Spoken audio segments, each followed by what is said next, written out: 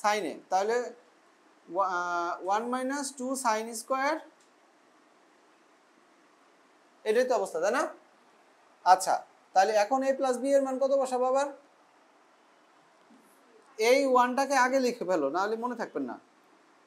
2 sine pi minus 2c by 4 cos a minus B by 2 minus 2 sine square, এখানে হলো pi by 2 minus C by 2। তাহলে এখানে উপর নিচে আমরা কত দিয়ে গুণ করবো? এগুলা ঠিক মতো লিখে নিই। cos a minus B by 2 minus 2 sine square, এখানে উপর নিচে 2 দ্বারা গুণ করে দিলাম, পাই মাইনাস 2c বাই 4। এই তো কমন পাওয়া গেল।